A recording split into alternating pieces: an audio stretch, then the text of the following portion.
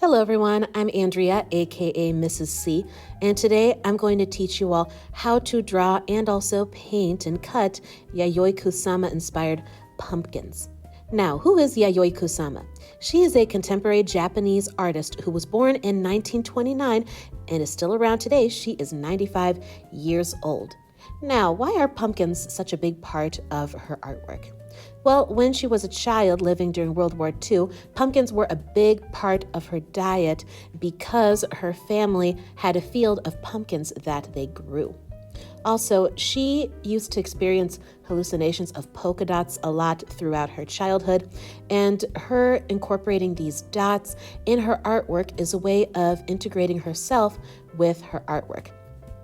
She is best known for her pumpkin artwork, which ranges from paintings to prints to sculptures and full-on infinity rooms that have pumpkins and her signature dots and patterns. For those of you who do not know what her infinity room is or what an infinity room is altogether, it's a room that is made to look like it goes on and on forever because there are mirrors put up on the walls. So it will make the room look like it's a lot bigger than it actually is and will make just a few pumpkin sculptures look like many, many, many more. She's become a very successful installation artist and has collaborated with major names like Louis Vuitton. As a young woman, when she first immigrated to the United States, she had to experience a lot of discrimination as a woman and also as someone who came from Japan. However, she had been studying in Kyoto and decided that she wanted to move to New York to learn a lot more about artwork. She started to gain some success in the 60s, but gained worldwide recognition in the 80s after she became best known for her installation, performance, and also painted art. Another thing I discovered in my research on Yayoi Kusama is that artwork has been very therapeutic for her throughout her life because she tends to take images or symbols that relate to trauma she experienced growing up, and she blends them with familiar and comforting imagery and patterns, so that way she becomes a little more familiar and makes her peace with things in her past that once made her afraid, but now she's more comfortable and at peace with.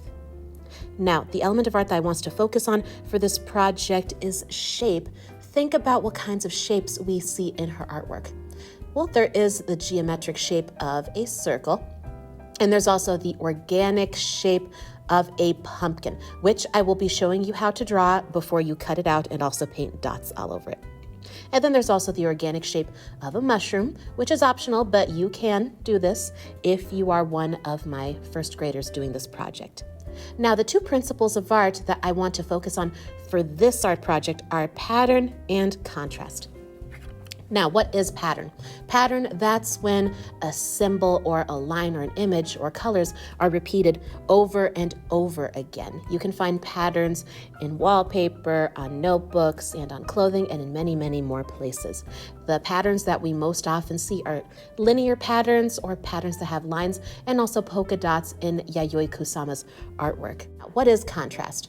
Contrast is when you have two very different elements and you put them side by side together to show how they compete with one another.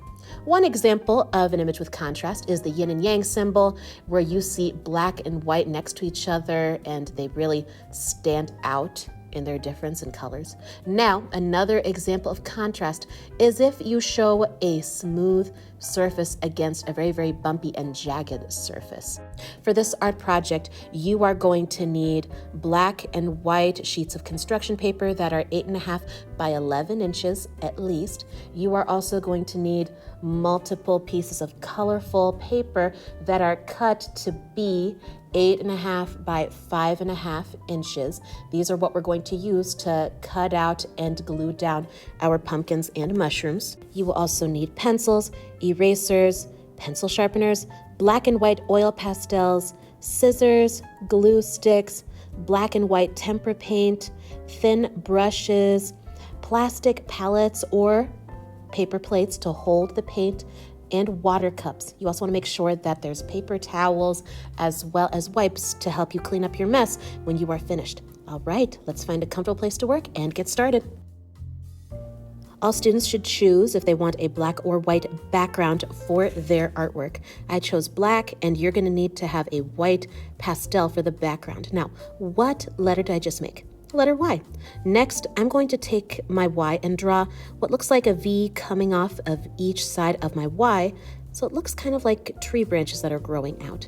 What we want to do is create a linear pattern that completely fills our paper, whether you're using a black piece of paper with a white pastel or a white piece of paper with a black pastel. What you're going to do is keep drawing more and more Ys. Whenever one of my letter Ys starts to get cramped or has no more room to grow, I just move on and continue to make those Ys. I'm not going to make any look like they're crisscrossing, but they are going to give the background a shattered look.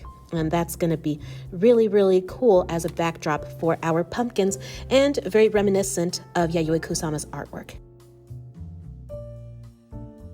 Next, choose 2 or 3 colorful pieces of paper that are 8.5 by 5.5 inches, and I'm going to show you how to draw a funky pumpkin. Now, instead of drawing a perfect oval, I'm going to draw what looks kind of like an oval that's pinched in the middle, so it looks kind of like a peanut. There we go. Now, on either side of this peanut, I'm going to draw what looks like half of another peanut that is peeking out from either side. Now, the more of these half peanut shapes you make coming out from behind either side, the wider your pumpkin is going to look.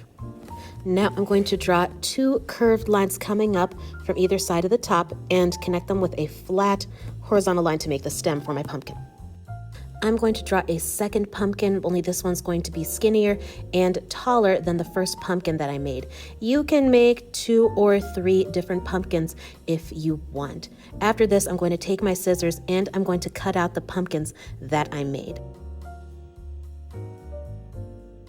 Next, I'm going to put glue all over the back of my pumpkins, including the stem, and smooth them down with the side of my hand or fist. No pounding on the tables when attaching the pumpkins. I decided I wanted to add a couple of mushrooms to my picture, which is something that Yayoi Kusama has done. For this first mushroom, I drew what looked like an arch or bridge line, and then I drew a much flatter curved line underneath it, so it kind of looks like a banana. And then I'm going to draw what looks like a curved line underneath, but I left a gap. Then I drew what looks kind of like an upside down skinny U to make the stem of the mushroom and gave it a funky, wavy bottom.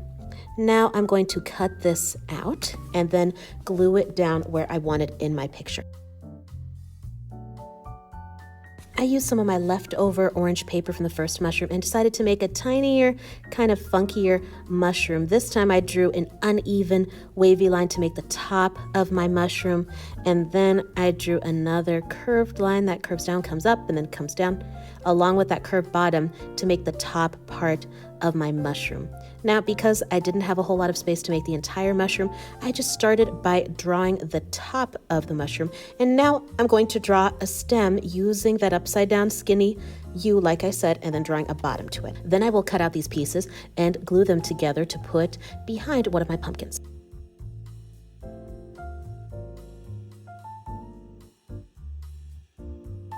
Next, you will need your paintbrush, your paper plate, your black and white tempera paint, along with a water cup. If you think you're going to need to clean your brush at some point, maybe you want a paper towel or a tissue to wipe off your brush. I'm going to use black paint on my orange mushroom because I want there to be more contrast, and black paint would have pretty good contrast with the orange. And I want to outline it so that way my mushroom pops out a little more. You're going to want to very, very carefully outline your items that you add, the pumpkins and the mushrooms, using the very tip of your paintbrush. This is just basic painting skills here. What you need to do is not smoosh your paintbrush against the paper. Otherwise, you're going to get really, really messy lines and blobs in your picture. Let's say that our paintbrush was a ballet dancer's foot. Dancers, are they on their flat feet or are they on their tiptoes? They're on their tiptoes. So think of a ballet dancer as your paintbrush. You want her to be light on her toes and you don't want to smush her foot. Let's keep our dancers safe and light on their toes. So one thing I'd like to see in my students' artwork is a variety of sizes with the polka dots. So if you're going to start with some tiny polka dots, start to work your way up to the bigger dots. Teachers who are going to be using this video, you could also make sure that you have cotton balls or Q-tips to help make it a little easier on students to make those dots neatly. However, I didn't have either of those things available, so I just used my paintbrush. Notice how for my dark blue pumpkin, I decided to use white paint. This is another time when we need to pay attention to contrast. If you have a darker colored pumpkin or mushroom, you're going to want to use white to outline it and add your patterns, whether they're polka dots or they're linear patterns. So this way, the details you add stand out a lot more. Do you think that black paint would stand out a whole lot with my blue pumpkin right here? Not really. And with the orange, I think it would have been good either way. You could use both black and white dots. However, if you're going to be using black and white, make sure that the first colors that you use with tempera have dried before you start to go over with the next color.